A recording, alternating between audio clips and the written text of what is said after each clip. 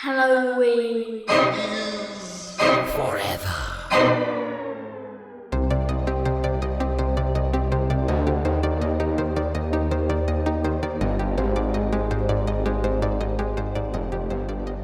Hey, Steven, how you doing there? Hello, Brian. Steve, why? Got one for you, by the way. Yeah. Why? In case you were concerned that I forgot. Sometimes. What? Yeah. Why is Cinderella such a shitty utility infielder? Oh my God. Why is Cinderella a shitty utility infielder? She's always running away from the ball, Steve. Oh, wow. Welcome, boys and ghouls, to a very ornate minisode of Halloween is Forever. I'm Brian. Baseball Steve. I thought you were gonna guess that one. That's why I tried to throw it off by not. I didn't just pick like shortstop. You know, I picked like a very like hyper specific baseball role. So maybe it would throw you off, and I think it worked. It got me because I was thinking about, like you said specifically infield, and I was like, oh, well, I'm not quite sure. If you just said baseball player, maybe I would have got it, but even then, yeah, I don't or know. soccer player, yeah. So I tried to get specific just to throw you off the scent a little bit, and boy, howdy, it worked. I am on fucking fire tonight, boils and ghouls. We are going to talk. Well, why the hell are you talking about goddamn fairy tales and shit? Well, it's because we're talking about a little Cinderella movie.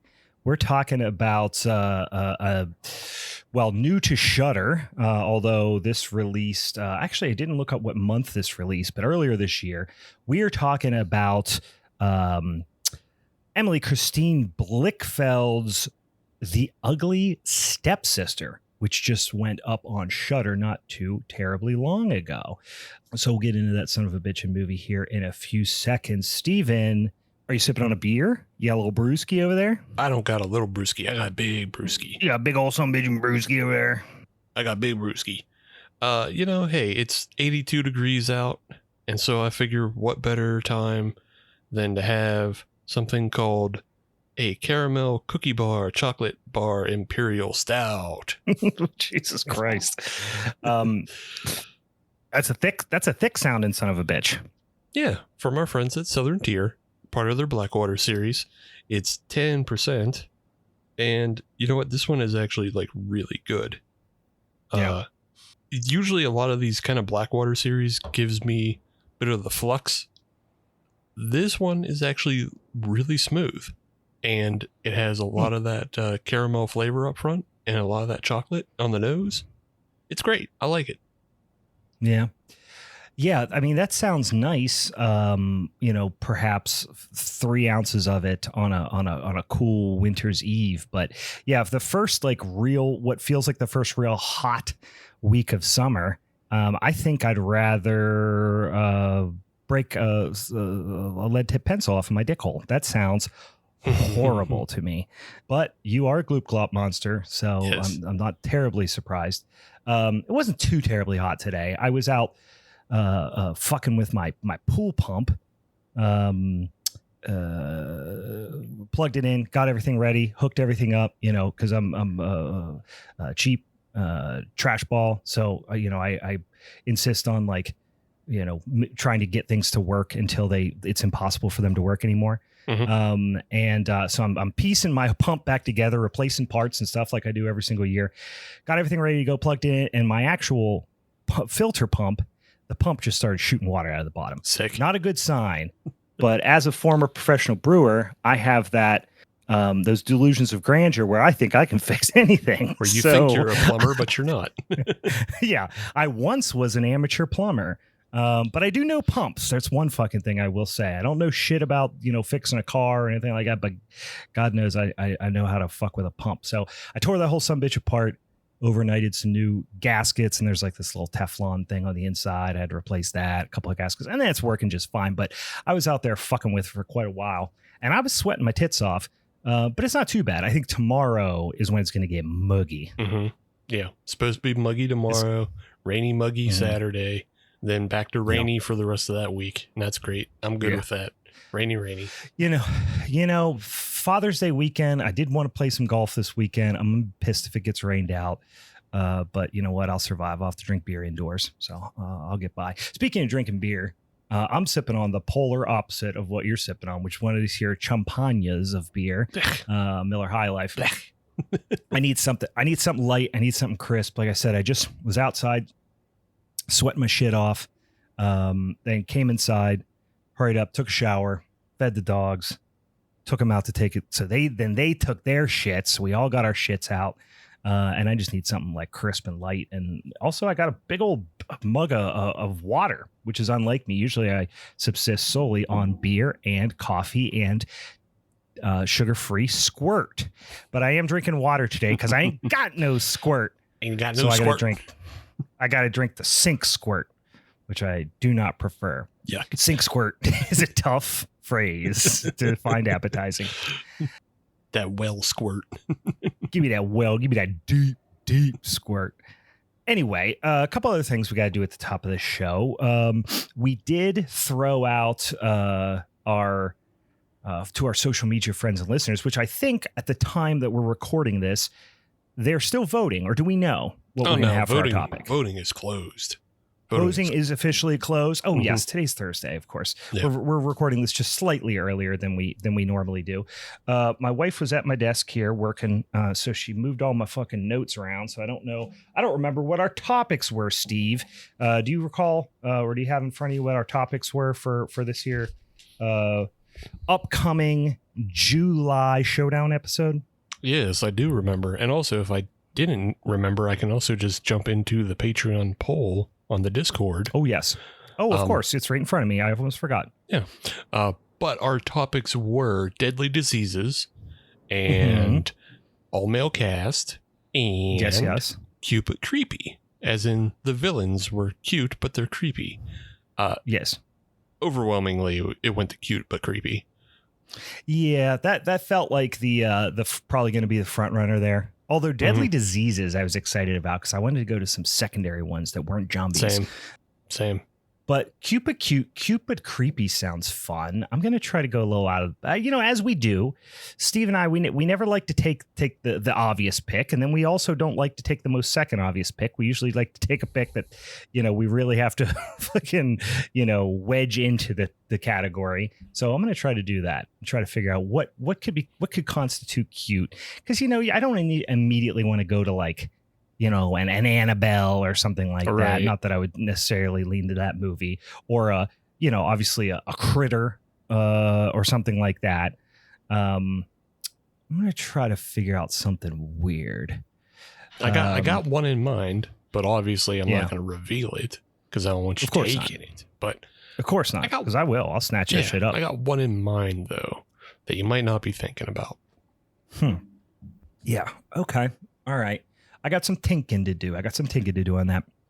So tune in next week where we reveal what our movies are going to be for that particular time. Or no, we'll do it the week after that, because we got an extra Monday, right? Yeah, because we'll probably next week we'll talk about who our guest is going to be, and then we'll talk about, because our guest needs time to fucking pick their movie too.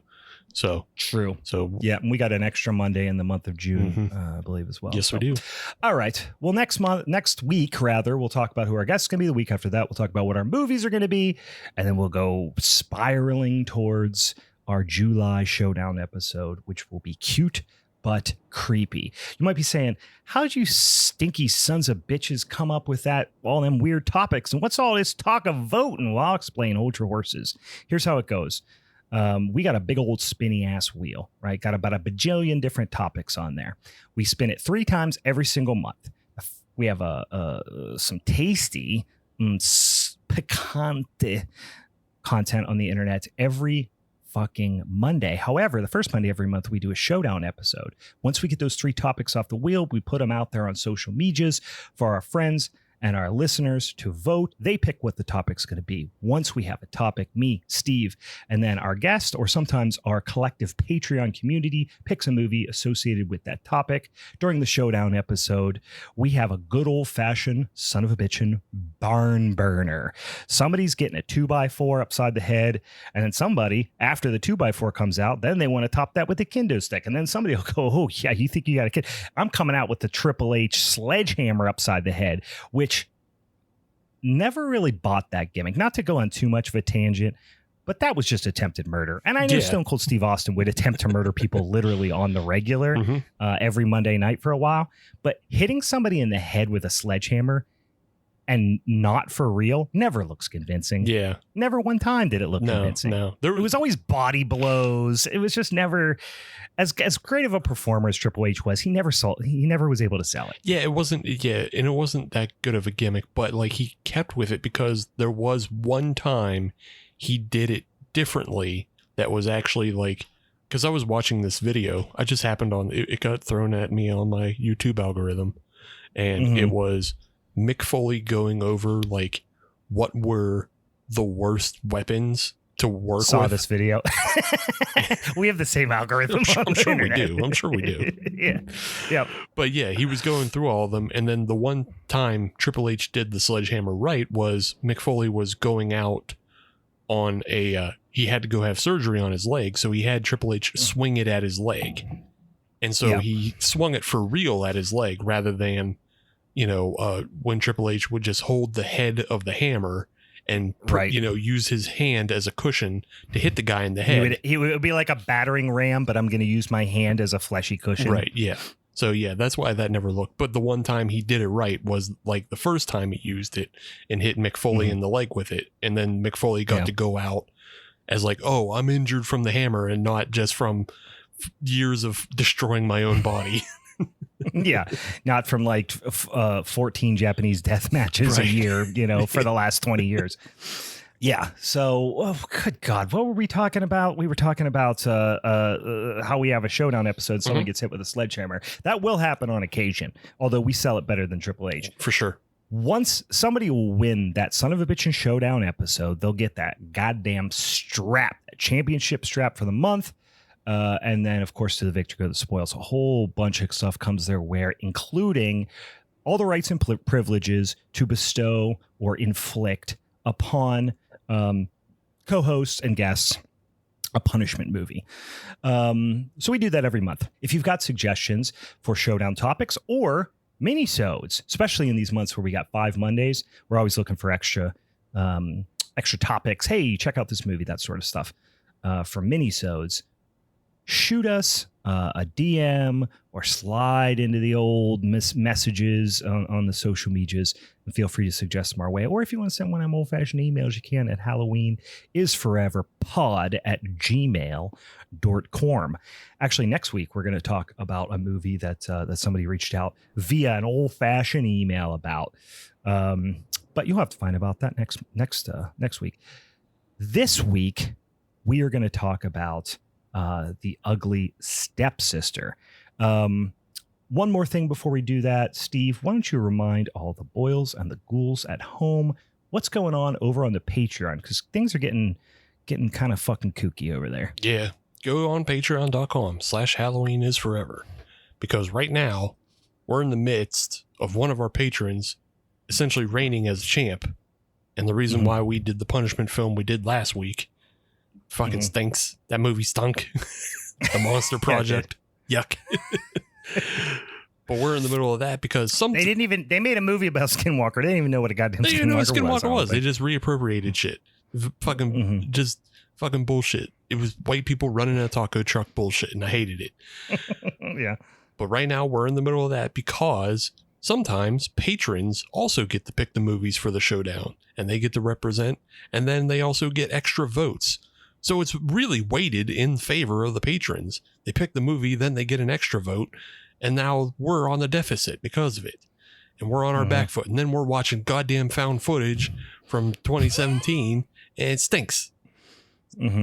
Yeah, it stunk. I wouldn't even say that the reason it stunk so much was found footage, but I do get that really stuck in your craw that they made you watch another found footage movie to add insult to injury because the movie that won was a found footage movie. Yeah, it was one after another. It was a double hitter. I was just like, boop, boop, have one, have another. Here's one that's kind of not great, but then here's one here's really bad. So thanks, patrons.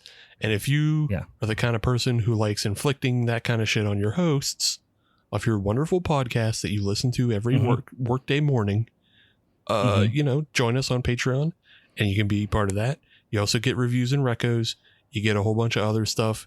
You get occasional weird posts. Sometimes I just see a movie that I really need to talk about with somebody, and then I just inflict it on the audience. And I say, hey, this movie's fucking bizarre. You got to see it.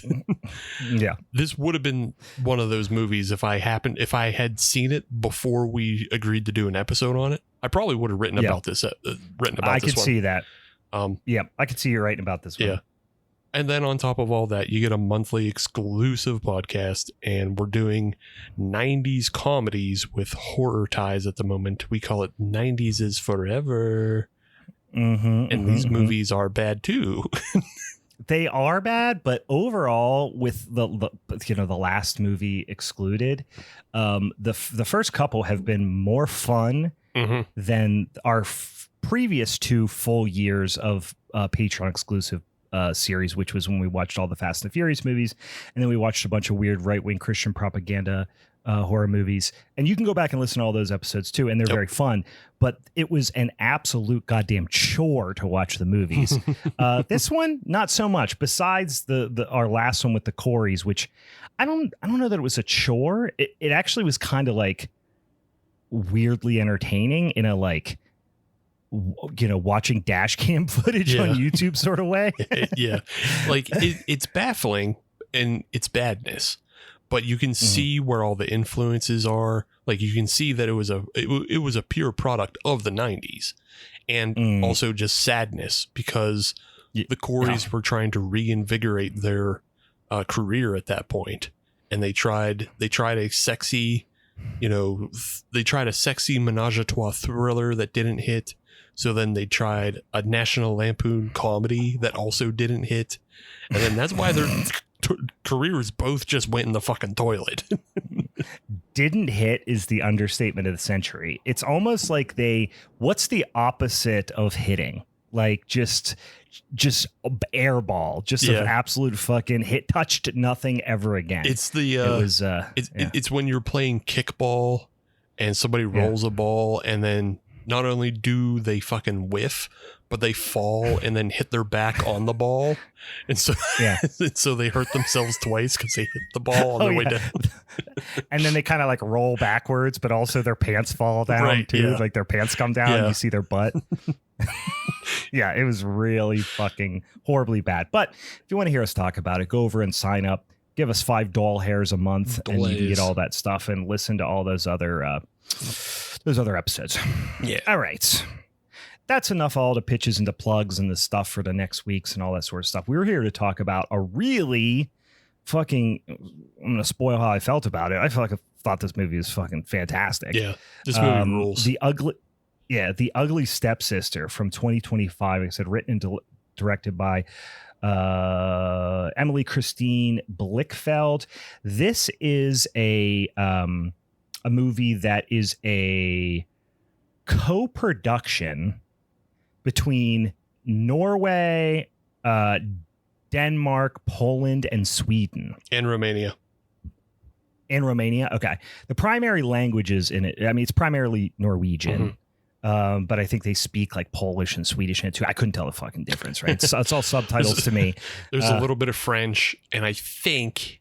Oh, yeah, that too. I think at one point they do use the German word for Cinderella. Yeah, because in the German, the Brothers Grimm German version of Cinderella was like Ashput or Ashputtel or something. And I believe they specifically used that phrase for Cinderella in this movie. That makes sense because this is a retelling of the Cinderella fairy tale, but it's also borrows a lot from the Brothers Grimm version, Mhm. because it is a specific couple of references, which we'll talk about when we get into it. But this is a retelling, but I would say also maybe even a reimagining from a different perspective, because the main character that we follow, it's not from the perspective of Cinderella, of course. It is from the perspective of one of the quote unquote ugly stepsisters that we hear so much about in the stories. So her name is Elvira, which I wonder. I mean, immediately, obviously, I think of Elvira, the famous American horror host. Mhm. But there might be a Brothers Grimm reference, a Nordic reference, or something like that to Elvira. I'm not really sure. I just took it as it was a nod to Elvira, Western horror host icon. Could be. I don't know if that's accurate or not. Or maybe it's a reference to the Oak Ridge Boys song. Yeah, well, probably. I mean, we all know how crazy those Swedes are for the Oak Ridge Boys. So she's played by Leah Myron, who is fantastic. The amount of physical the physical performance, not just the body language, but the facial expressions that she pulls off are fucking incredible. And like the transformation of this character is really, really impressive. Mm-hmm. We also have her mom, who's Rebecca's, played by Annie Dahl Torp. We have Agnes, who is the Cinderella character, played by Thea Sophie Loch Ness. Literally, last name is Loch Ness. Yep. Like Nessie. And then we have Alma, who is Elvira's sister, and also the only sane person in the movie. I love Alma, and I'm really sad that Meg isn't on this episode with us, because she has the best character arc of, I'm a horse girl now. Okay, bye movie, bye. Have fun with whatever else you're doing. And then comes back and like, horse girl's here to save the day. Like, that's the best character arc ever. Just leaving the movie to be a horse girl. Yeah, she is the patron saint of horse girls. Flo Fagarilli. I'll butcher that pronunciation, I'm sure. Those are the main characters. There's a few other ones we'll talk about, but those are the primary characters. Like I said, from the perspective of the quote unquote ugly stepsisters. So this starts out, and I won't go plot point by plot point, but this is like very much, I mean, certainly some layers of the onion here, but it's almost like I almost want to say it like a villain origin story for how the quote unquote ugly stepsister got that way. Right. But then and listen, we're going to spoil this. So if you don't want it spoiled, wait and watch it and then come back and listen. But she does have quite a really complete and I guess pretty satisfying redemption arc at the end too. So it's not really an origin story. I don't think it's accurate to say that. Well, no, I think it's an origin story, and I think, this film is like Wicked told through the lens of Gummo. And I didn't quite. They were just playing Gummo down at what's the theater down in Lawrenceville that plays like Row House? Row House. Yeah. Row House was playing Gummo a couple weeks ago down there. I was tempted to go see it, and I was like, no, don't be stupid. And like, there's one scene we can definitely talk about as far as that, but like. The spaghetti in the bath. Yeah, because I didn't even make the connection until you just said it. I didn't either, but like, okay, so this movie's fucking gross is the one thing I want to on purpose and does on purpose cleverly gross. Mm-hmm. Cleverly gross, consistently gross, and I didn't put it together until the bathtub scene. I was just like, oh, this movie's fucking Gummo with a fairy tale, and I was like, I get it now. I was like, I made the full connection. I can't believe I saw bathtub spaghetti and didn't think Gummo. that's how taken in by the story I was. But the whole movie itself is kind of like that telling of Wicked, how they're like, oh, she wasn't actually bad, she just got done racism by the other fairies and other, but this movie posits, no, like, yeah, she went through some troubles and she has an arc, but at one point she is a piece of shit. Oh yeah, she fully transforms into a horrible piece of shit. But then she also, she does it because she is naive, and to a certain extent, I think an argument that you could say that she is weak of character, or perhaps has not had the opportunity to grow and blossom as a human, right? And it was also being raised by a total piece of shit, right? So there's a lot of reasons why she's really susceptible, but she ultimately gets poisoned by society in a very literal way, and then eventually in a very literal way regurgitates that poison and is cured. Yeah, is cleansed of that poison and finds a different way about life, but not before, she just is completely destroyed. Like she does find her way. But yeah, it takes a whole lot to get physically there. Destroyed. Yeah. But and we'll get to, I know we're literally jumping to the end, but like physically destroyed, but there's like a particular nod at the end that made me feel like she was at the very least not spiritually, if you will, destroyed. But, anyway, we're getting way ahead of it. So right off the bat, two things I'll call out. One is, this is a movie that I didn't make the Gummo connection, but what I could not stop thinking about was Pearl. Okay. The like insatiable drive for status and recognition.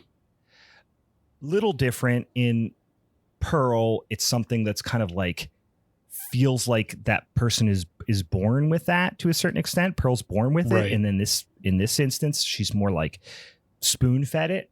But there's this insatiable drive for like status. But the one thing that I thought was really beautifully done. First of all, I hesitate to say it's a beautifully shot movie. It's an ugly movie, but it's expertly shot. Yeah, it is beautiful, but it is also purposely gross. And I think nothing encapsulates that more than kind of the opening title.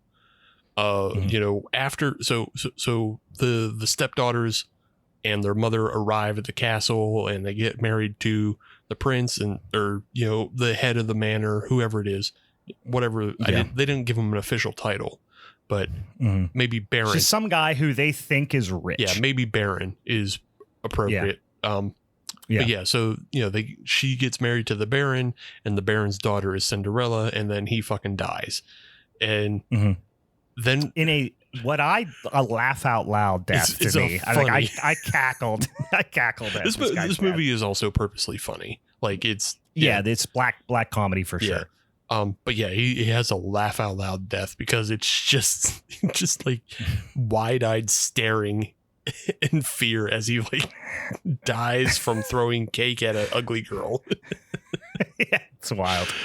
But the following title sequence is this kind of almost tableau, but also still life that also tells the story of the movie that we're going to see as it kind of trucks along on a dolly track. And you see all of these elements of the movie that we're going to see, but it's also very ornate, and there's a lot of like just kind of how would you put it? Like, it's like classically beautiful imagery, like fruit and flowers and things you would see at like a Victorian painting. Right. Yeah. Things you would see in a still life, but it's also wrong a lot of the time. Yeah. So there's like a hairbrush lying on a like plate of fish. And so it's like, honestly, it's just, they sat there and were like, what's gross? Ooh, hair and fish together. Yuck. Right. Yeah. And so you'll see that, and you'll see like, oh yeah, there's this beautiful set of fruit, but one of the fruit has fucking maggots in it. And Mhm. in all of that, you see, you know, the dead Baron's face as well, just kind of plumped on the table. So like, yeah, it's this kind of beautiful construction of, you know, of like a still life, but like it's gross also. And so that's what the rest of the movie sets you up for, is like you're going to see some like beautiful architecture, and you're going to see a lot of, you know, lovely dresses, but also the people are being fucking disgusting. Well, and also they like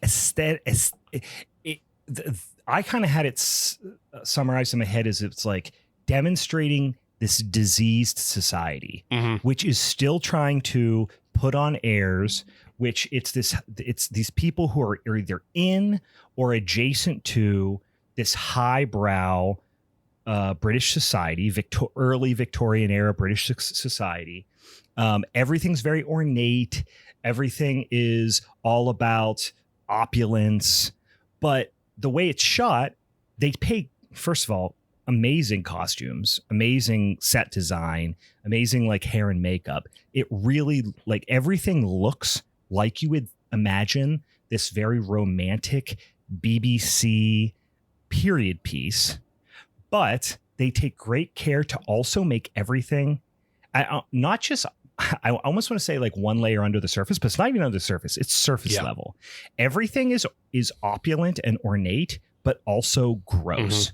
So there'll be this guy who has this like incredible suit on, you know, some weird old baron that's like at this party, and he's got this ornate suit, and you can tell he's got a lot of money and stuff like that. But he's got like gnarly nose hair, and he's like licking a clam or just doing something gross. You know what I mean? Horrid. And like, God, that specific character you're talking about, I thought it was Peter Stormare for a second, but no, apparently it's just there's another Norwegian guy who looks like Peter Stormare, which makes sense. It's fine.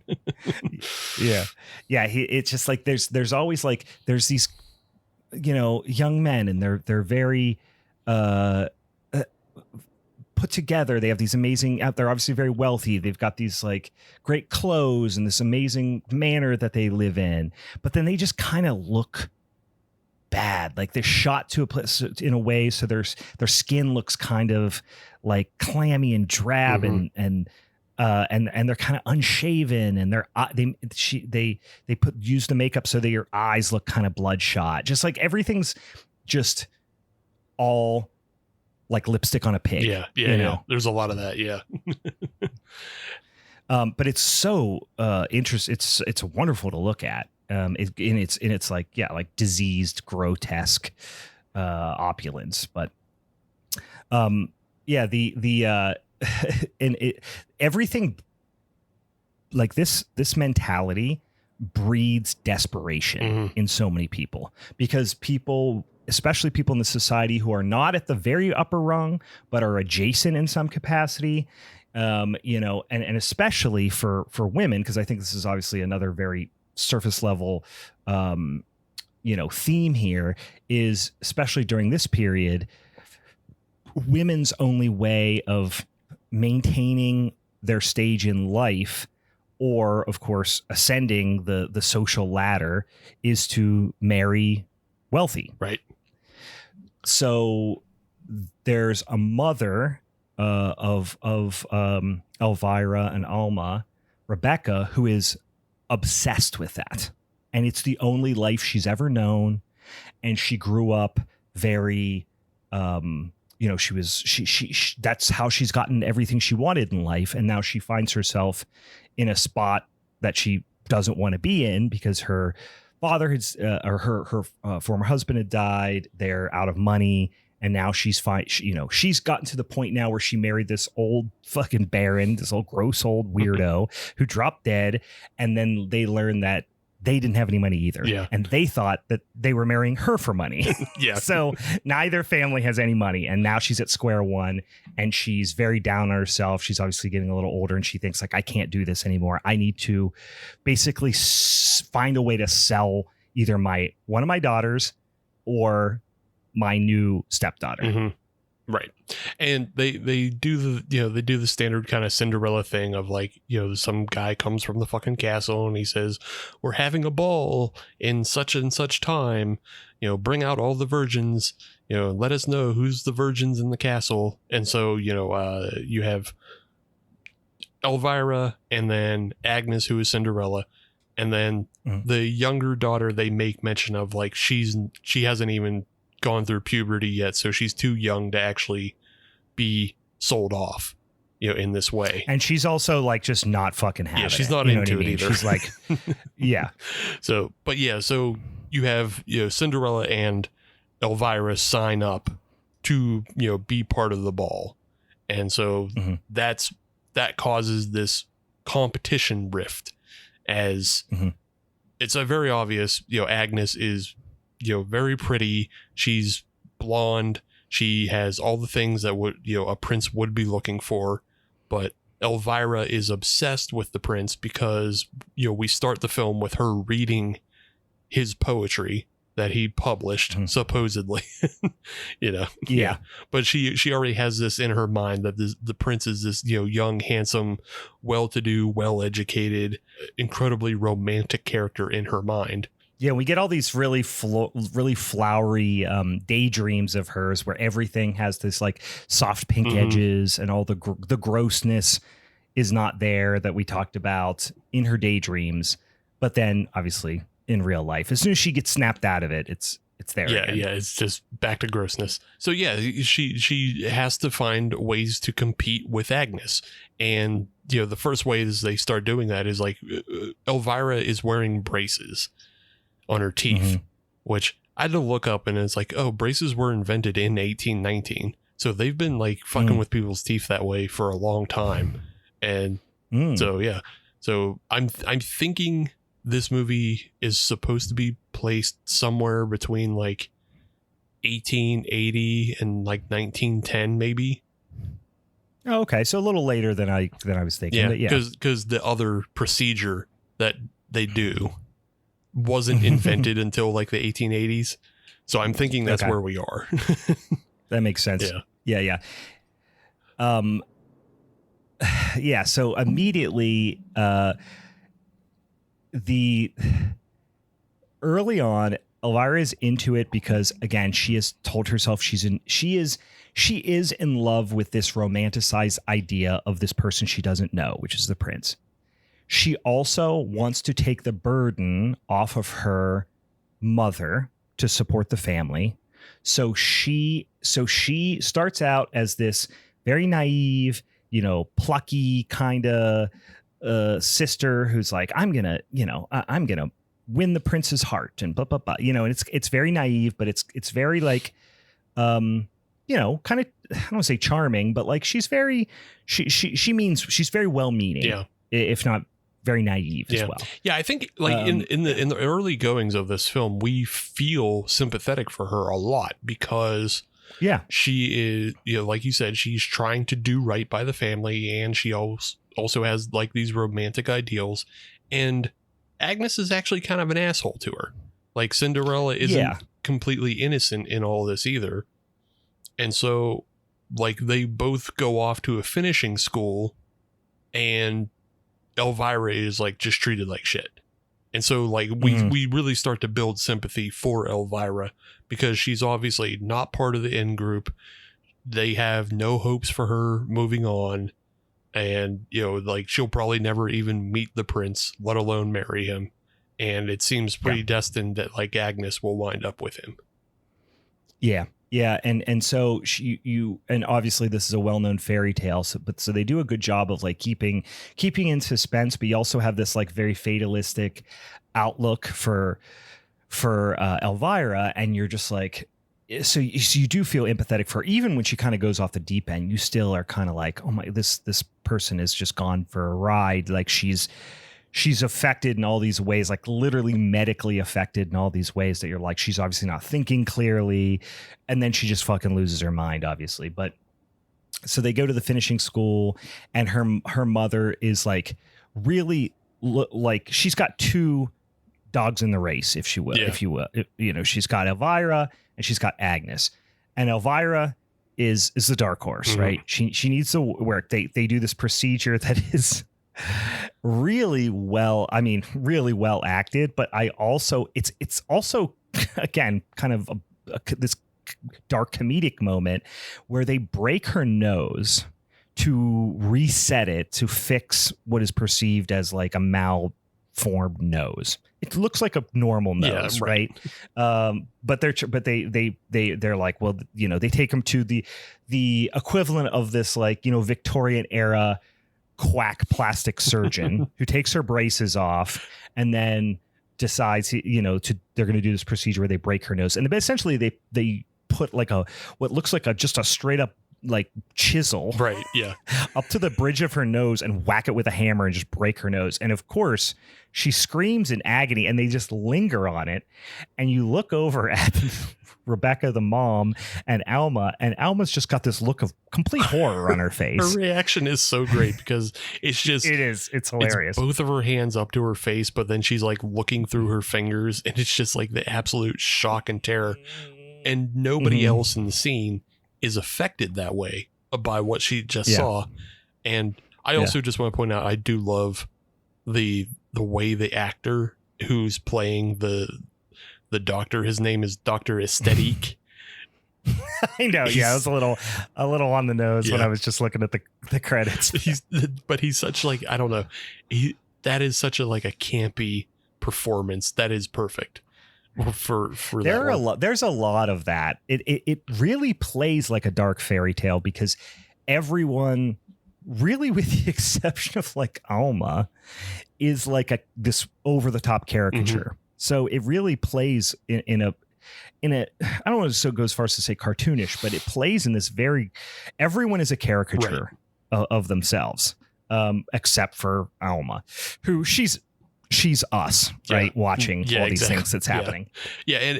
And the caricature nature of all of it is like, it's lended to by this dichotomy of the way people behave versus the way they're dressed. Like when you watch one of those fucking BBC programs and everybody's dressed up like this, they also still have the prim and proper nature about them. And they're like, yes. Whereas this film is like, basically the film isn't in English, but if it were, it would definitely just be people with like Philly accents, you know, going, hey, look at that girl. You see her pussy? Hey, oh, she's so hot. Yeah, it like I said, it's these people.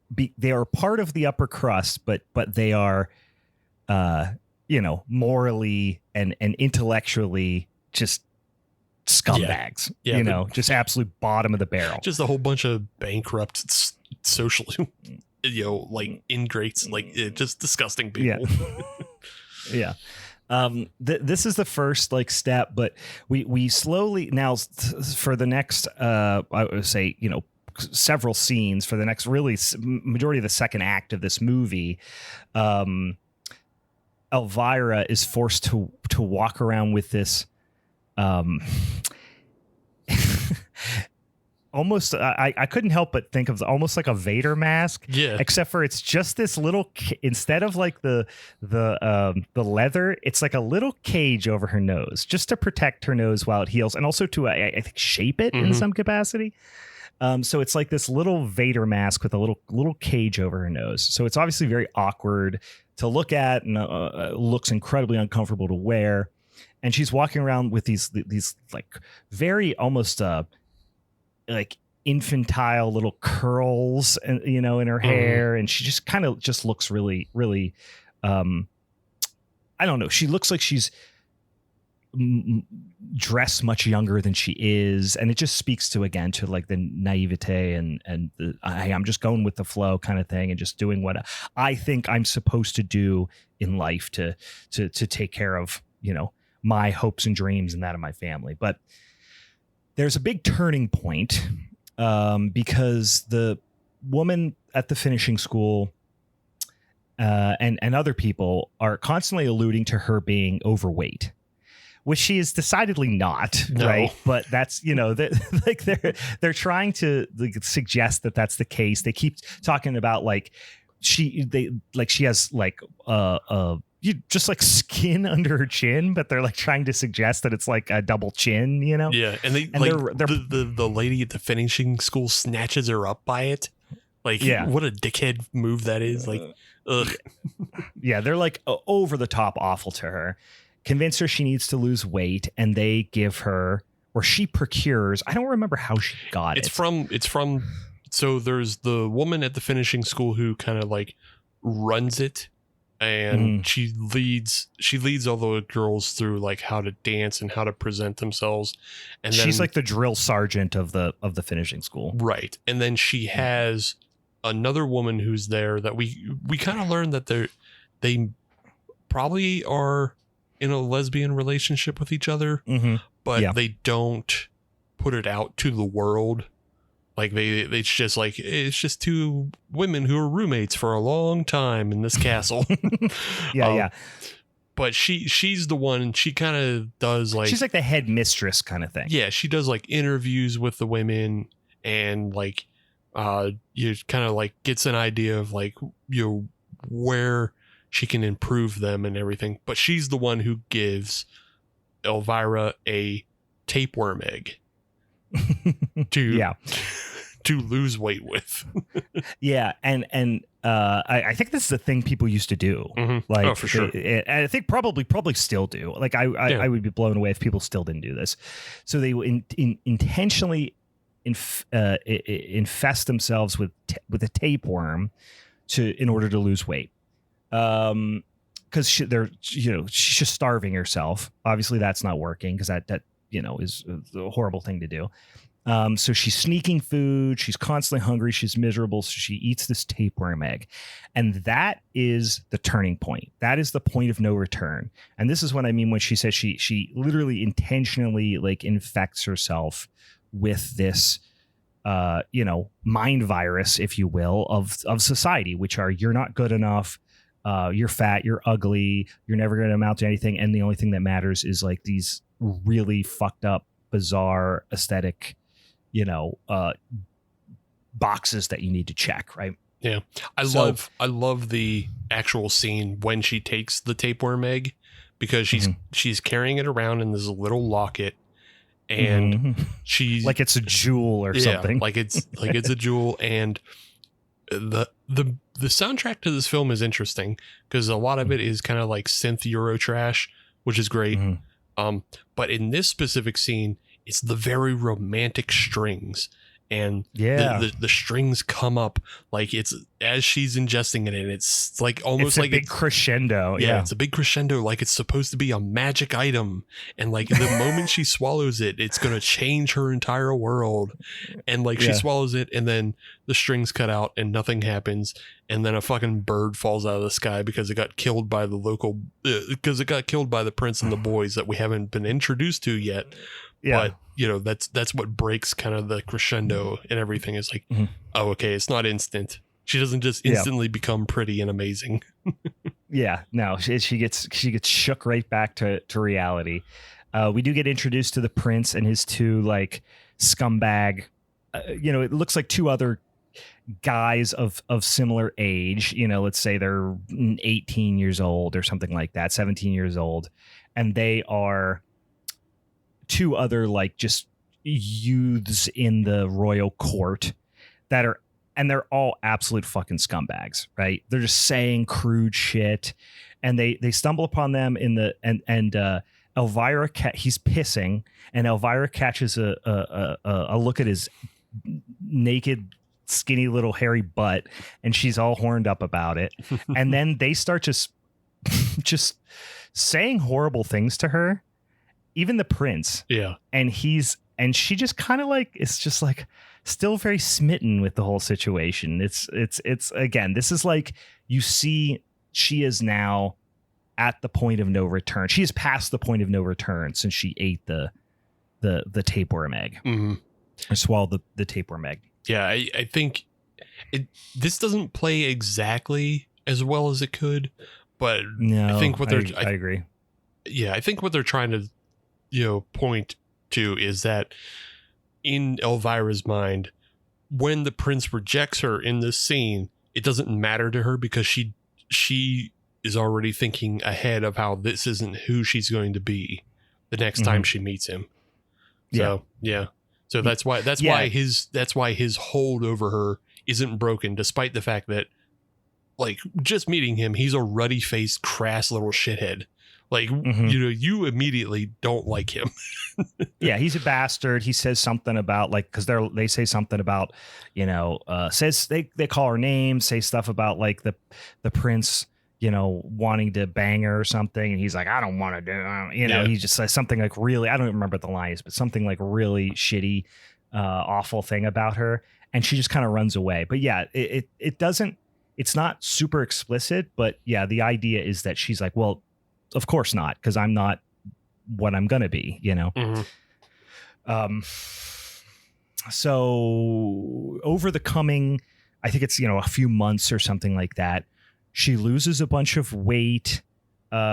She her teeth look bad, well, she doesn't have the braces on now. Her nose heals, and all of a sudden everyone starts looking at her like, oh, she might actually seriously be able to make a run at this thing. Like, that's kind of the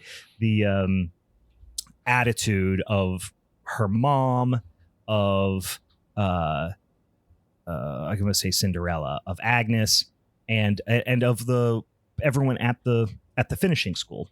So all of a sudden she starts becoming, like, I don't want to say the star pupil, but like people start taking her seriously. They're treating her very differently. Yeah. And that's when she's like, the mind poison really starts to take over, where, like, this is the only thing that matters to her. Yeah. We also have to mention that Agnes actually gets pulled out of the school at this point too.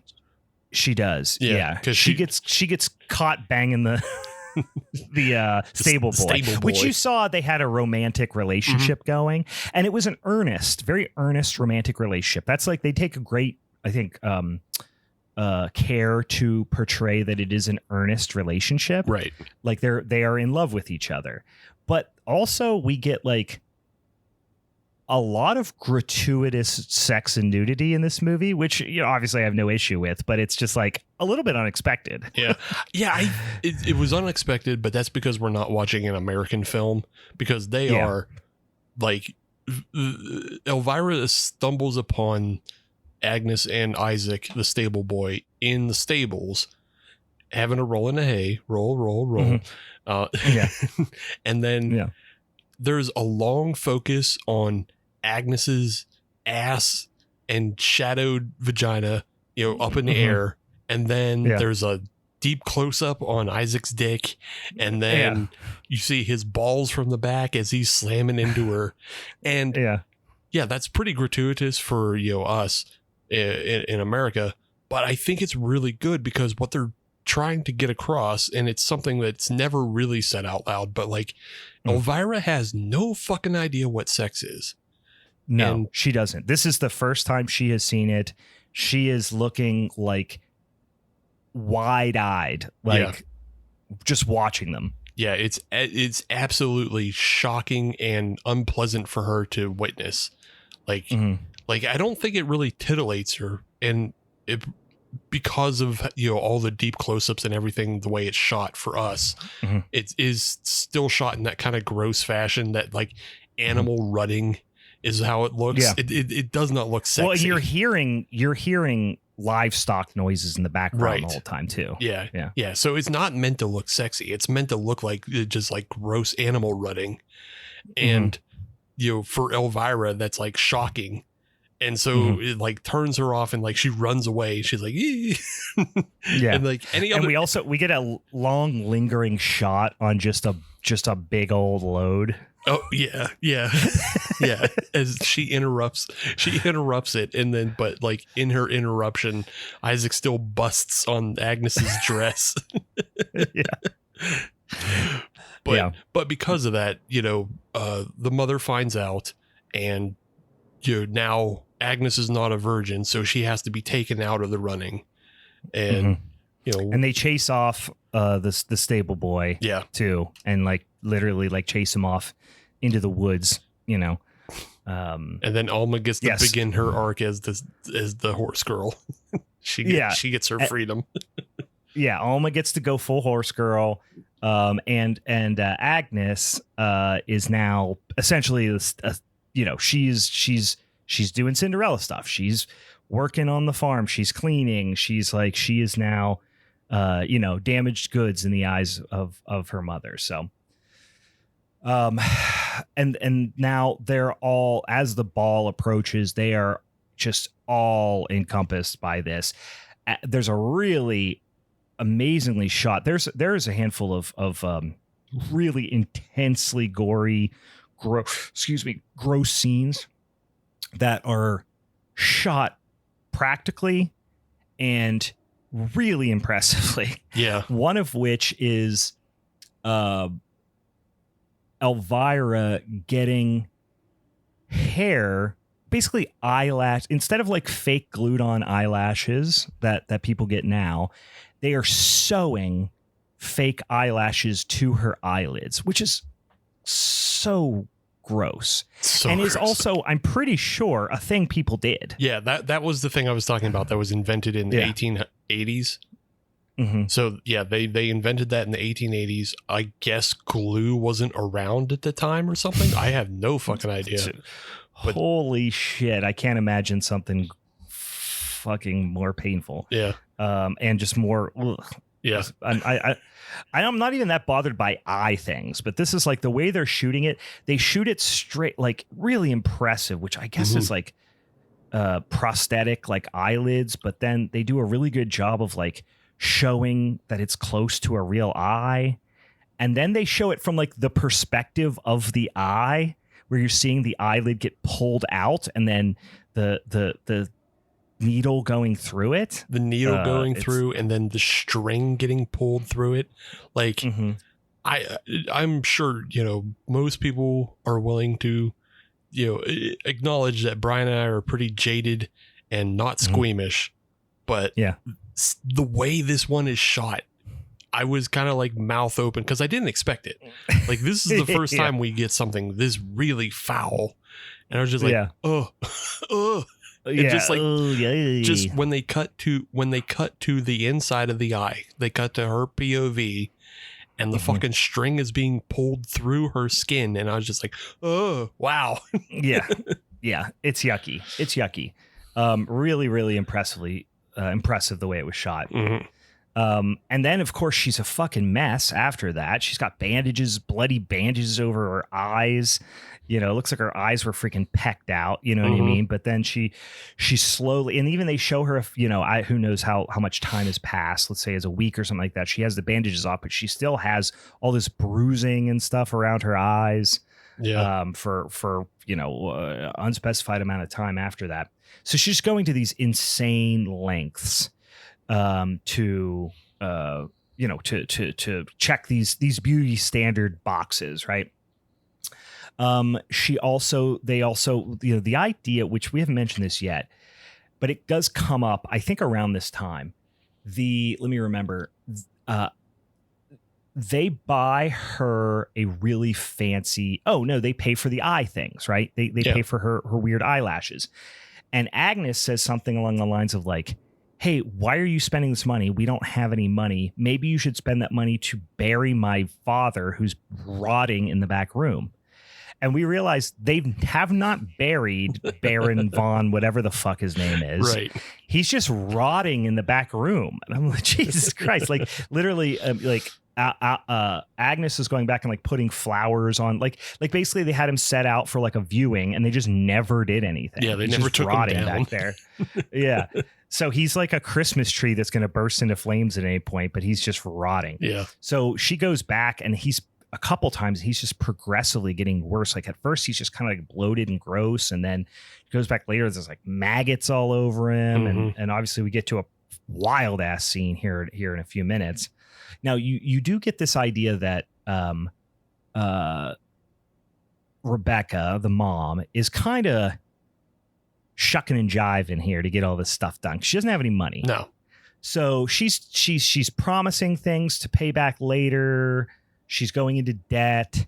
She is also just like blowing dudes left and right. Like you get that feeling like the dressmaker that brings her this beautiful dress is like a ultimate scumbag. Like at one point Alma spits in his face. He like licks it off. Like he's really fucking gross. Well, Agnes, not Alma. Just so it's. Oh, yeah, Agnes. Sorry. Just so it's clear, he wasn't assaulting the young girl. He was going after Cinderella, and yeah, you get the feeling he would have done either. Like he's an absolute piece of shit scumbag. Yeah. Like just dirty, lascivious fucking scumbag. Yeah, he's the word. Yeah, because he assaults Elvira, and then Agnes comes into the room and he assaults her, and then when it's clear he's not getting anything from the two of them, he's just like, all right, Rebecca, I'm ready for you in the other room. And then it's essentially like the Forrest Gump cut where where Forrest Gump's mom's banging the principal to get him into regular school. You get the same thing of like just Elvira walking down the hall and hearing her mom bang out this awful dirty dressmaker. Yeah. So she's got her dress. Like I said, they're putting all their eggs in one basket here, right? So things start falling apart a little late. Literally, her hair starts falling out. We get this scene of like the closer we get to the ball, the more Elvira is being treated like a show animal. Yeah. Like so much so that it culminates in the ball we'll talk about, but like she's being treated like a show animal. Agnes is being tasked with taking care of her like she takes care of the livestock. She's like brushing her. She's feeding her in the bathtub. This is the spaghetti in the bathtub scene, which is pretty gross. Yeah. It was so funny and out of nowhere because I was like, you see Elvira in the tub. And like she's kind of like losing her hair in the tub, and that's gross. Well, yeah, that's when you're like, ooh, shit's really going back because her hair's coming out clumps. Yeah. And then assumedly because the giant tapeworm that's been growing in her for months. Right. Yeah. Yeah. Because of that. And the whole time, also, while she has this tapeworm, she's getting gut and gurgle noises. And so, oh God, there's so many bubble gut noises in this movie. Yeah, she has bubble guts through like the entire second and third act, and like that, it becomes like a ticking bomb for you because you just know, okay, how does this end? Like, it's going to end terribly some way. But does it end with like her throwing up the worm, or does it end with her like shitting her pants in front of everybody at the ball? Like, what is it? Yeah, I thought that was gonna. That's what I thought. I thought she was gonna have explosive diarrhea at the ball. Yeah, I thought it was. That doesn't happen. I thought it was gonna be something fucking horrible of her like just diarrhea blasting on the floor, and then like the tapeworm is half hanging out her ass. And, like that's what I expected. I did too.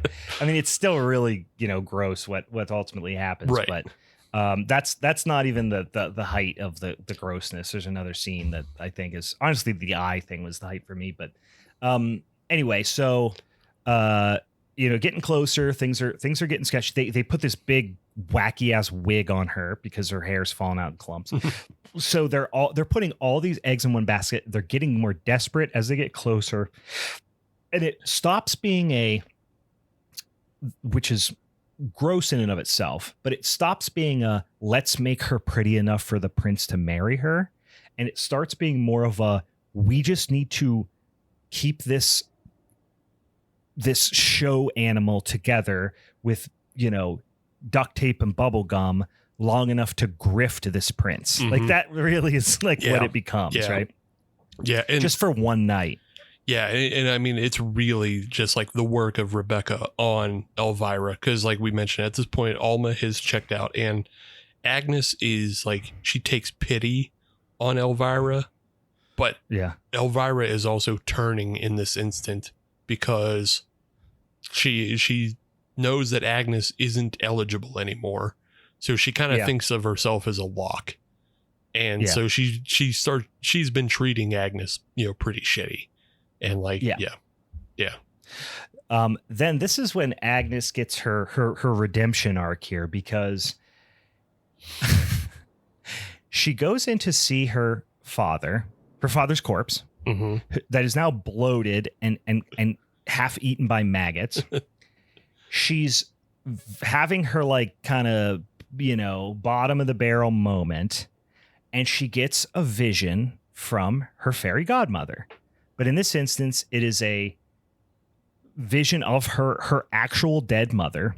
who has come back from the grave in a vision to say, you're going to marry the prince, chill, everything's going to be good. And I guess they're silkworms that have infested her father's body,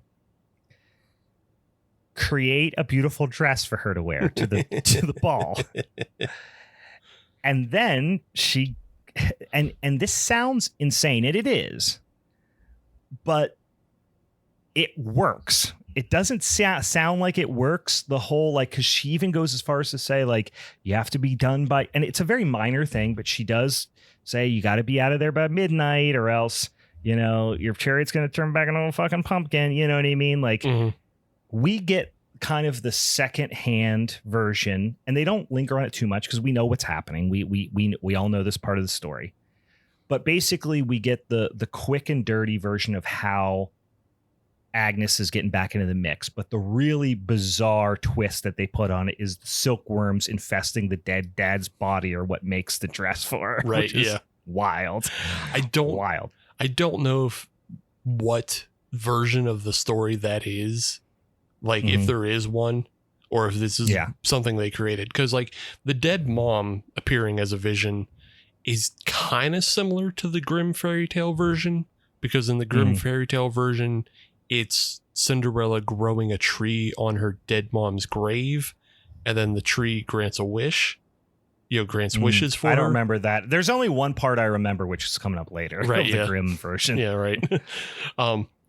But yeah, so there's a little bit of that. But I did some research after watching the movie, and just like reading through the Wikipedia page, like you learn about how it was like originally an oral tradition dating back to like Greece and maybe even Egypt, and then the first kind of written version was from France, and then came the Grimm version. But there's also like some versions that propagated to Asia as well, and so. Yeah, but I couldn't nail down, like, is there a version? That's when the stepmother turns into a giant foot.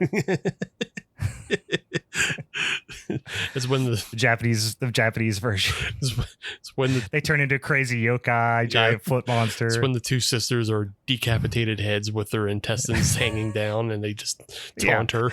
And the stepmom is a bouncing umbrella with vampire teeth.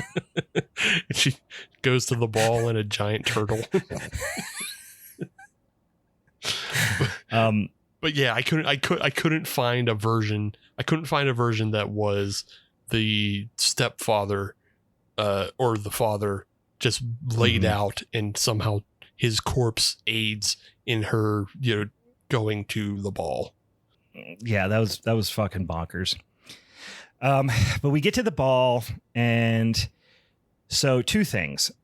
The final, like, and honestly one of the more impactful up until this point levels of, like, I was going to say depravity, which is accurate, but it's more like the self, not just physical, because she's done all these horrible things to her body physically, but you really, the mental harm that Rebecca has done and that Elvira has conceded herself to is really on display during the ball.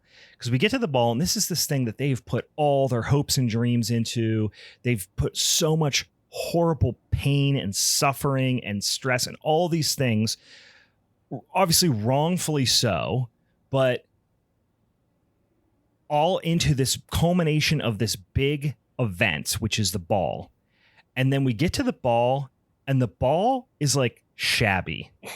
First of all, of course it's at this freaking castle or whatever. It's opulent, it's beautiful, but they do a very skillful job of shooting it in a way to make it look like everything else in the movie, which is it's just all opulence with ugliness right below the surface. You're showing all the people there who are dressed really fancy, and they're of the upper crust, but they're disgusting scumbags. They're doing gross stuff. They look gross, you know, all this stuff. And then the king is sitting there on the throne. He literally never says a word. He looks like he just had a stroke. Like he's a fucking he's half a corpse. He looks like a vegetable. Yeah, he looks like a vegetable. And then you see the prince sitting there, and the prince is just fucking annoyed by this whole thing. He doesn't even want to be there. He's obviously a rich, spoiled little prick. And here comes Rebecca, and they're announcing them all, and they are literally bringing them out and parading them around like show animals. Mm-hmm.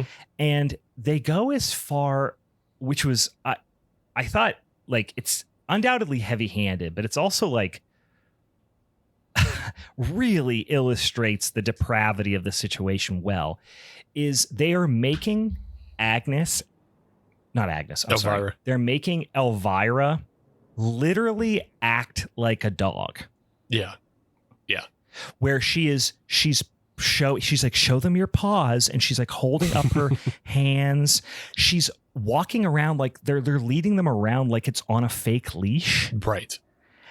And then she's literally doing these little like puppy yips at the men.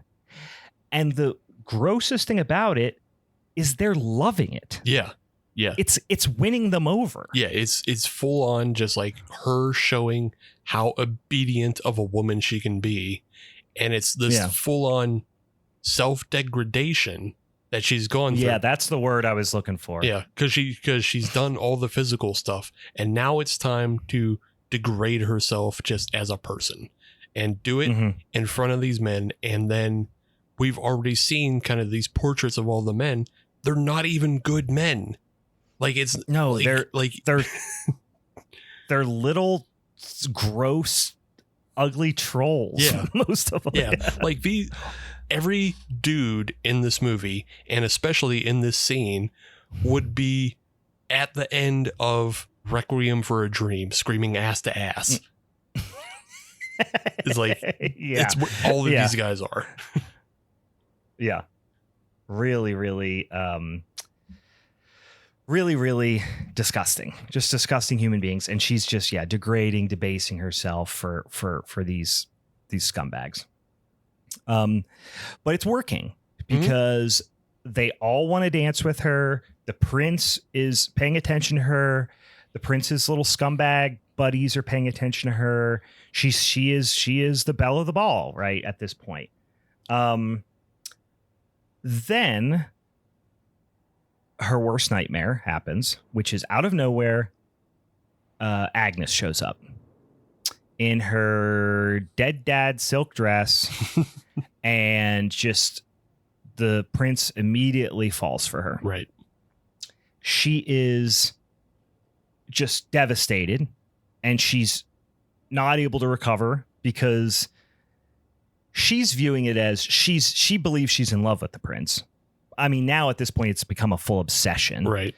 But Rebecca is looking at it as, okay, this is great for me because if Agnes wins the prince's heart, great. But also, look at all these other guys who are interested in you. Yeah. Go find one of these other motherfuckers. That's what I'm going to do. And Elvira not having it, she's got the bubble guts. We're hearing it. And she's dancing with all these other scumbags, and they're whipping her around. It's this very disorienting scene that almost, is like meant to make you feel the nausea she's feeling, right? And the kind of discombobulated physical state that she's in. She runs off to the next room and proceeds to barf up a bunch of tapeworm eggs. I believe they're called a clutch of tapeworm eggs. A lot of tapeworm eggs. It is yucky. She also has like a bunch in her mouth at the same time too. It's just like, yeah, it's real yucky. And of course, Rebecca's like, hey, suck it up, rub some dirt on it, bitch, get out there, go find another guy. And she's done at this point, right? You don't come back from puking up tapeworm eggs at the ball, right? Now it's in another room, so nobody's seen her do this, but it's not looking good. Then she goes back out. She's trying to get herself together. And then it strikes midnight, and Agnes runs away, and the prince tries to chase her. She obviously runs away, and he comes back in, and as we all expected, he's got the slipper, and he holds it up and says, hey, whoever's, fits this slipper, that's who I'm going to marry. The rest of you can go fuck yourself, basically. Elvira is like overcome with like a jealous rage at this point. So goes back to the house, attacks Agnes with a cleaver. And then eventually gets the slipper from her,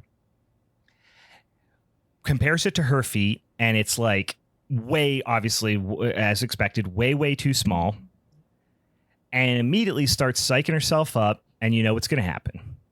And this was the Grimm thing that I knew was part of the Grimm fairy tale, is she gonna cut her damn toes off. Yeah. And she does it in the most brutal way. She lines it up, the cleaver, on top of her toes, and then hits it with an it looked like log. It looked like a log or a bedpost. Yeah, I think it's a hunk of wood from the fire, that was meant for the fire, which is like what happens when you're trying to split wood, but you don't have an axe, you just have a little hatchet or something, and you don't have anything to hit it with. Oh, so she chops her toes off, but they don't come the whole way off. No. They just like chop down, so they're all hanging there. Of course, she passes out. They hear her screaming.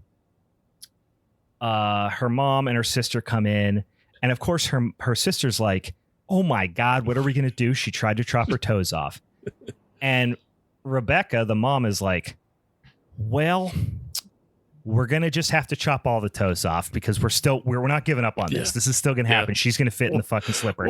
And the look that Alma gives her when she that is wild. Well, it's a two-part gag in this because Elvira was comparing her foot to the shoe that Cinderella still had. Yes. Not the shoe that the prince would come and use the measure. Right. And that's what Rebecca that's what Rebecca points out. She's like, "Oh, you dumbass, you chopped the wrong damn toes." Yeah. She's like, "What are we gonna do?" And she's like, "Well, the prince has the other slipper, sweetheart. Like, you didn't think this through. You chopped the wrong toes." So she gives her some opium or something, I'm sure, Yeah. and she passes out. And Alma is like, "Fuck this noise. I am out." And Rachel proceeds to, calmly and callously finish the job of chopping the other toes off, which I jumped past this, so I want to call it out. But they do an extreme close up of the practical effect, which is a testament to the work. Mm-hmm. But they do this extreme close up of the 5/6 chopped off toes that are just hanging on by a thread, but there's also like blood coming out of like the vessels, blood vessels on the inside. It's real gross. It's fucking gross. This film has a lot of macro photography in it.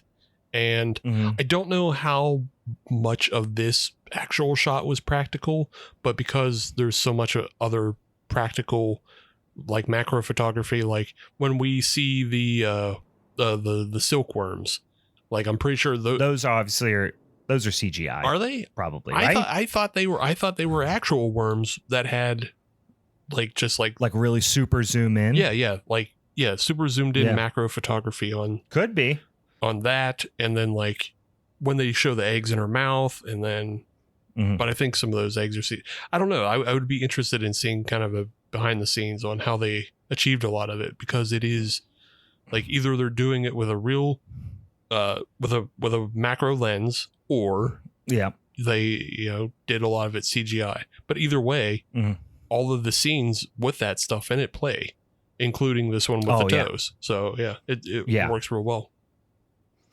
Yeah, she finishes the job on the one that Elvira started, then again just callously goes over, hacks off the other toes. She wakes up, She ain't got no toes. She's all fucked up. And she wakes up and the prince is coming around to check. The prince is coming to check on the whole slipper foot situation. And she hears it and is like, good. And she's so mind fucked still at this point that she's like, good God, I got to get down there and try this slipper on, you know? She's still gurgling, you know? She gets down there. She first of all falls out of bed, smashes her face on the ground. She ain't got no dang toes. Oh.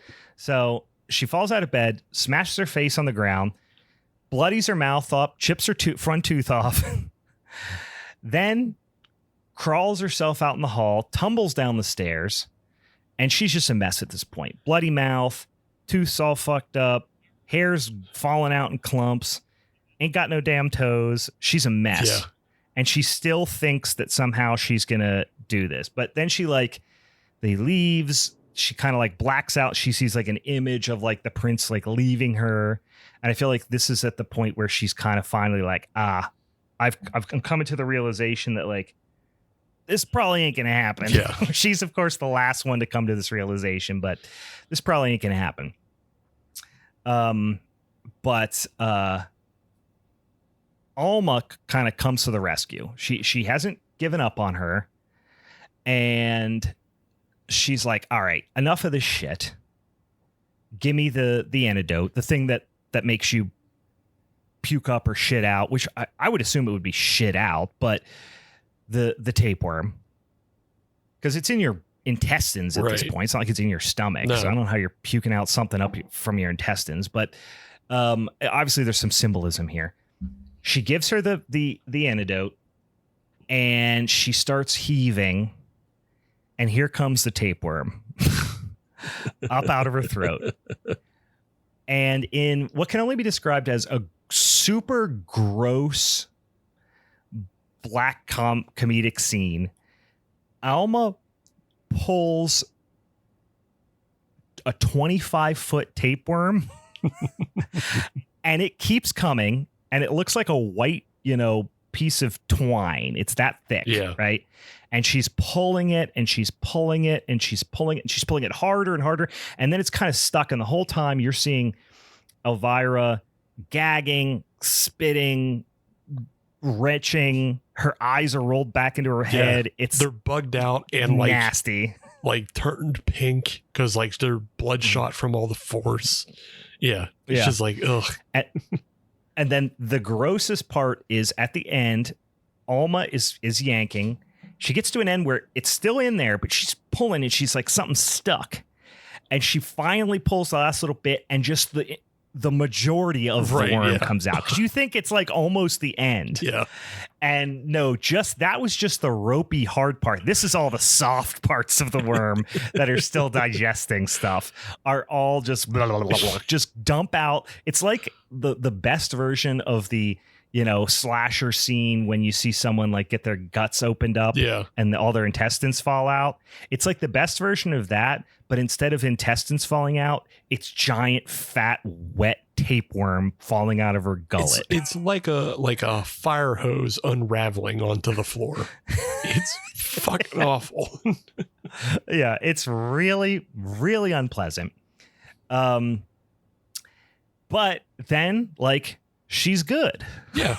So she has physically expelled the infection, if you will, that was causing her to act in this way and to treat herself in this way and debase herself in this way. So now, I don't know how much time has passed, but she's healed up a little bit, and Alma and her are now going to set out. They go up. Alma goes up to the bedroom, finds her mom blowing some random dude. And there's this scene where she looks at him, and she's on the bed with some random dude, and because she's still trying to marry some rich guy, right? And she's about to steal some jewelry or just take there's some valuable she's going to take with her, because that's going to be that's how they're going to go survive, try to get started out on their own. And she looks at her and she takes it, and the mom just looks at her and just like, fuck it, keeps sucking on the dick. She just goes blah. It's just like, yeah. Yeah. And we're like, all right, well, mom's she's not going to change her ways. So we're on our own. We go out, and they had like taken the tapeworm and like cut it up and put it in a bowl outside, like a dish or something. The crows are eating it. And this was the scene I mentioned earlier, which was like a very telling thing, because this could have just been like a look at you, you dumb bitch. You are such a jerk, and you fucked yourself over, and now you made your bed and you can lie in it. But instead they do a much more thoughtful ending where she can't walk. She ain't got no toes. And perceivably things haven't healed yet. Right. She's all bandaged up. Right. And Alma is walking her out wheelbarrow style, and she's walking on her hands to get to the horse, which feels unnecessary, but Alma's much smaller. She can't carry her. So like maybe that's the only thing they could think to do. Right. And it's obviously very awkward. And Alma kind of laughs, and then Elvira kind of laughs too. Mm-hmm. So I think like the way I took it, I just think the way you're meant to keep it is like she has kicked the kind of mind virus that was holding her down. And despite how fucked up things are now, she can still look at that and go, wow, I did, this is a silly situation. I did this to myself, and the circumstances are outlandish, and I have nobody to blame but myself. Like there was so much subtext in that little exchanged giggle. Mm-hmm. Yeah. I thought it was, I don't know, I was really impressed with that decision. Yeah, because it calls back to the fact that we did start the film by liking Elvira. So yeah, it makes a lot of sense that, we can end, knowing that, okay, Elvira is safe now because she's leaving behind her gold digging, dick sucking mom. And she's just kind of, it's almost like in a way returning to innocence, because, we talked about how like she doesn't have any sense about sex or anything, and she's generally turned off by sex anyway. And, now she's taking off with her sister, and her sister is leading her out like a wheelbarrow. And it's just kind of like a kid's game thing that they would probably do, anyway. Yeah. So yeah, it's just more of a return to break off from this disgusting, degrading society that just uses people up and takes advantage of them. And, the only person who's suited for that society is Agnes, because she has no problem just like lying. Like the whole thing was she couldn't go to the ball because she wasn't a virgin anymore. But for Agnes, it doesn't matter. She's like, I don't care. I'll just lie to him. I don't give a shit. These people suck. I don't actually love this guy. I'll marry him. I'll take his money, and then some way I'll find Isaac, stable boy, again. I'll get this dumbass prince to hire Isaac to his castle now, and I'll bang out my stable boy there. Yeah, you get the feeling that Agnes has some motives, which is like in the immediate is to bury her father. And then ultimately to get back to banging Isaac in a stable. Right. I would say that if there's one person that doesn't have, I don't want to say disappointed, but didn't have as much, like that did feel like her story dropped off, which I think makes sense because the whole Cinderella story was just a backdrop. So like, I think it would have been weird if they focused too much on Agnes, but you do wonder like what happened with Agnes. Did she like the assumption is things just went like the fairy tale goes. Yeah. She married him and they lived happily ever after, but we know that no one in that society lives happily ever after in this version of it. So, it stands to reason you're kind of curious what happens next with her, but obviously she's not of primary concern. There is the sisters. There is a scene after the credits that kind of shows you what happened. Oh, didn't watch it. Missed that. What happened? Okay, so I'll do that sometimes where I'll go like, am I gonna? Nah, there's no way there's a post-credit sequence. See, and I just won't. I didn't think there was one either, and it wasn't until I went on IMDb and I was just kind of reading more about the movie, and I was like, I think I was looking more for like, the countries involved and everything like that, but it was in the trivia that there's a post-credit scene. I was like, oh, but it didn't even tell me what it was, so I went back and I watched the post-credit scene, and the post-credit scene is really funny, but it also kind of tells you what is going on with Agnes. Is we cut back to the castle and we cut back to where the father's corpse was and it is now skeletonized and covered in spider webs. And the final shot is just like a skeleton from like Indiana Jones, like the kind of like horrific faces they would make, just staring at the camera. And so that Agnes never buried her father. She did, like, she just moved on. Like, it doesn't matter. Yeah, that's funny. So yeah, that does tell you a lot, which is one, she didn't really give a fuck about her father and all that stuff. Like, she didn't give a shit. Or if she did, she changed her mind once she moved on. Yeah, once she got the prince, she moved on. And he's just sitting there rotting in the fucking house. That's funny. That's it. That is the Ugly Stepsister. Like I said, I really like this movie. I thought it was like wild out there stuff, but like remarkably, I mean, besides the very minor couple things that we thought like could have been pieced together a little bit better, I thought it was really like tonally consistent and very like deliberate in the way, and also for we didn't mention the runtime's like an hour and 10 minutes, or I'm sorry, an hour 40. I'm sorry, hour, and it's what I meant to say was 10 minutes short of 2 hours, so fairly long film, paced really well, I thought.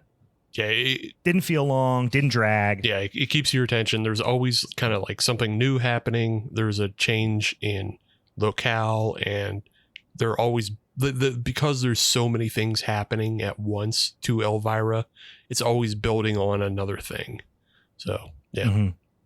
The one thing that we didn't get much, I don't want to say closure on, because I don't think we needed to, but like it felt like it was going to be built up to something a little bit different, and obviously I guess it did come out in the wash a little bit, so to speak, which was, that's whatever we called her, like kind of the headmistress at the finishing school, having that kind of pep talk before all the really intense transformation stuff started to happen to Elvira, where she was just like, no, you're good enough. Like, you don't have to do all this shit. It's what's on the inside. Like, she was kind of like the little bit the moral compass, but it was weird because she was running the school that was doing it, or at least it's citing a lot of this scumbaggery. Yeah. But I got the feeling that she was hired by the prince to take the top prospects and develop them, if you will. Yeah, she was hired. Like it's kind of a two-way street, because like Rebecca paid them money to put Elvira higher, but then once Elvira is kind of up in that upper echelon, then they have to develop her fully, or else, like they'll never get business again. They have to put their best foot forward so they can produce a Eurotrash music video for the fucking dance hall. Yeah. I think the interesting thing that I guess I was expecting it, and that's why it stands out as like being missing, which is maybe not fair of me, but is the idea that the subtext to what the headmistress was telling Elvira was like, not only are you good enough and all that stuff, but like, and it's what's inside that matters and stuff, but basically saying like, you don't want that life. Like, those people are scumbags. And I think there was a lot of, I keep using the phrase subtext, but I think that's the best way to describe it, of like, she, the headmistress, and her, drill sergeant, mean lady that yelled at all the girls, who obviously were in a romantic relationship, they were simultaneously kind of suckling at the teat of the king and the high society because they're training these women for high society. Right. But they're also living like outside of that society in the sense that they have this like very what would have been considered a very like taboo lifestyle. So she was kind of telling her like, you don't like, that's not really, it's not the thing you think it is. Yeah. And I hoped there was going to be that storyline was going to wrap up a little bit more. Yeah, I think it's more just about like they were like kind of a cautionary gate for Elvira of like, and she just blew through it. Don't go beyond this point, because you're right. Like they're the only two women in this story that really have like kind of any agency, because they live outside of the system.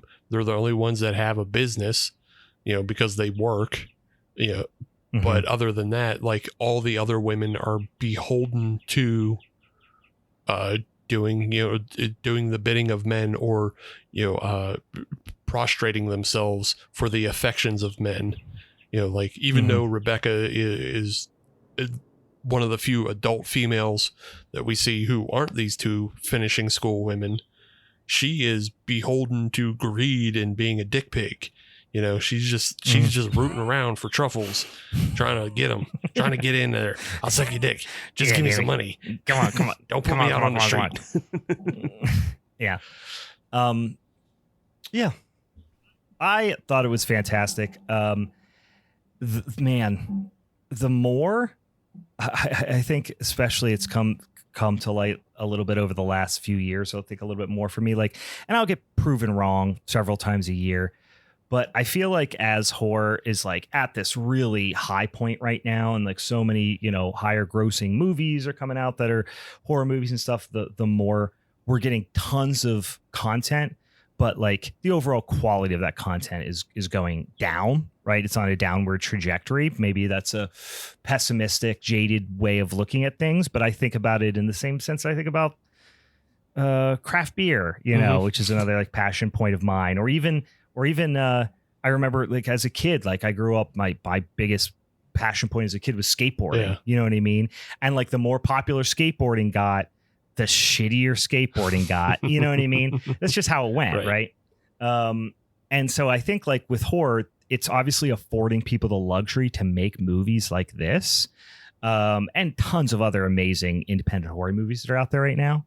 But this is just an example of a movie that I'm like, other countries are doing it better than us right now on the average. Yeah. Like the percentage of really unique, impactful horror genre movies in general that I'm seeing right now, even the small percentage that we get of foreign films, they are way out hitting us in terms of like batting average. Yeah. I mean? I wonder how much of that is like bias on the point that, this film is, from Norway, and this director, this is kind of her first feature film, and they're obviously just, she just hit it out of the park with this one.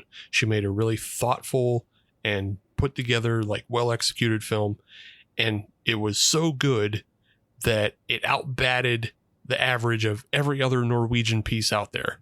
So we get the good ones. This is the one, in other words, this is the one we see from Norway, and we probably don't see that many more from Norway the rest of the year. Whereas we see a whole shitload from America all the time, of course. And a lot of them, Dan in the chat wanted to point out that like, we do 90%, we do the same thing 90% of the time. Like we just repeat things over and over and over again.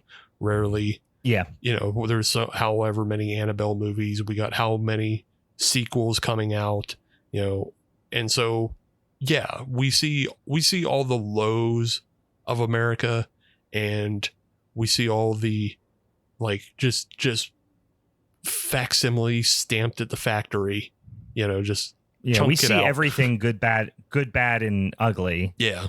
Good, bad, and indifferent. And we see primarily just the highlights from other cultures. which I can totally get that. I think probably what my like gripe is like when we look at films, like other countries just value art and artistic expression that's true. way more, and they fund it with public dollars because they see value in it. And so many great filmmakers and movies never see the light of day here because everything's got to turn a profit. Right. Yeah. Yeah. I mean, yeah, I'll agree with that. I think a good case for what we're talking about is Canada, because we see a lot of Canadian films and a lot of them are pretty fucking mid. Like they may have had like a half baked good idea.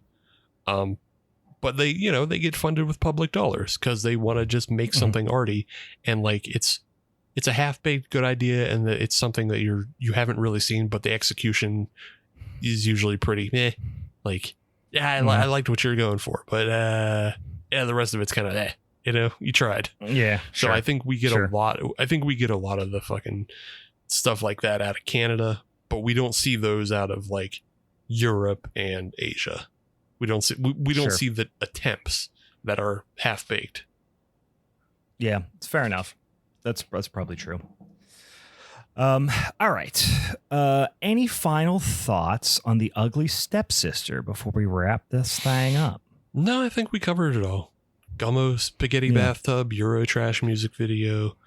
The music is, you know, trashy Eurotrash synth for the most part, which it's fun because it just isn't reflective of the time, so I like that. Yeah.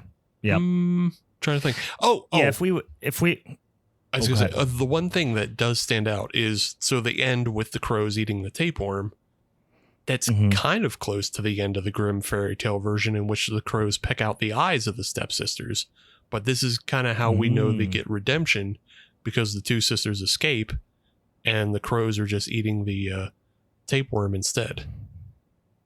So the crows are after the evil, not the victim of evil, I guess. I don't know. I'm going to read the Grimm version of that fairy tale because I probably haven't since I was 10 years old. So, all right. Yeah, it was a lot of fun. I'm excited for that.